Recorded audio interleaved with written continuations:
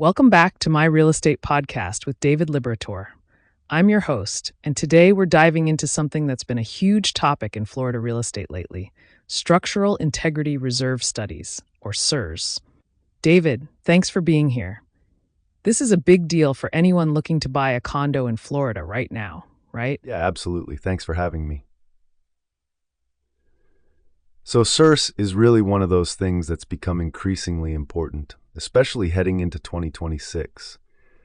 A lot of buyers don't even know what they are when they first start shopping, and then they realize it's kind of a game changer in terms of what they're actually investing in.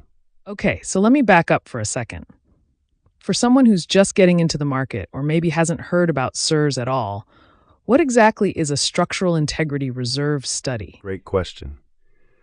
So basically, a SIRS is a detailed engineering report that evaluates the structural condition of a condo building. It looks at things like the roof, the foundation, the exterior walls, the concrete, all those major structural components. The study estimates how much money the building needs to set aside to cover repairs and replacements down the road.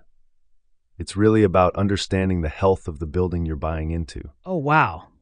So it's not just like a quick inspection. It's actually a pretty comprehensive look at the entire structure. And I'm guessing this became a bigger deal in Florida after some of the condo collapses we've seen? Exactly. That's the catalyst. After Surfside and other incidents, Florida really tightened up the regulations around condo oversight. Now, buildings have to have these studies done, and they have to be pretty thorough. For buyers, it means you're getting a much clearer picture of what you're actually buying and what kind of financial obligations might be coming down the line. Right. So as a buyer, why should I care about the SIRS? I mean, I'm just buying a unit, not the whole building, right? Right? That's the thing, though. You kind of are investing in the building. If the SIRS shows that the building needs major repairs and the reserve fund isn't adequate, you could be looking at special assessments. That means the homeowners association is going to come to you and say, hey, we need $50,000 or $100,000 per unit to fix the roof or the foundation.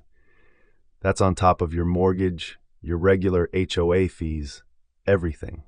It can be a real financial shock. Oh man, okay, so that's huge. You could think you're getting a good deal on a condo and then boom, you're hit with this massive assessment. So what should a buyer actually be looking for in a SIRS report? So you want to look at a few key things. First, what's the condition rating of the major components? Are they in good shape or are they deteriorating? Second, what does the reserve study say the building needs to set aside? And is the building actually putting that money away? If there's a big gap between what's recommended and what's being saved, that's a red flag. And third, look at the timeline. Are major repairs needed soon? Or are we talking 5 to 10 years out? So you're saying I should get my own inspector or engineer to review the SIRS, or is the one the building provides enough? I definitely recommend having your own person look at it. The building's SIRS is a starting point, but having an independent engineer or real estate attorney review it gives you another perspective.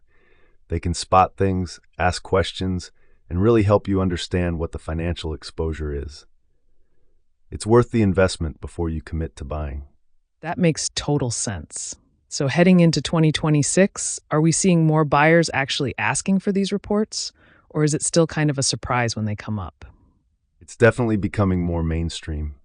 Educated buyers are asking for them up front now, but there are still plenty of people who don't know to ask or don't understand why it matters.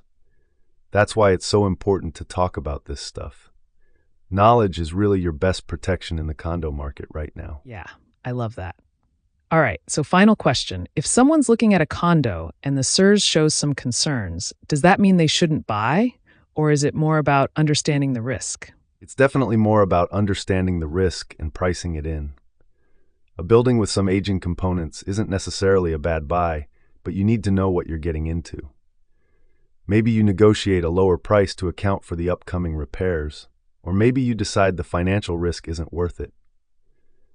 But the worst thing you can do is buy blind and then get surprised. David, this has been really helpful. I think a lot of people are going to listen to this and immediately ask their real estate agent for the SIRS on their next condo showing. Thanks so much for breaking this down in a way that actually makes sense. Thanks for having me. Yeah, just remember, the SIRS is your friend. It's there to protect you. Do your homework, ask the questions, and you'll make a much smarter decision in the condo market.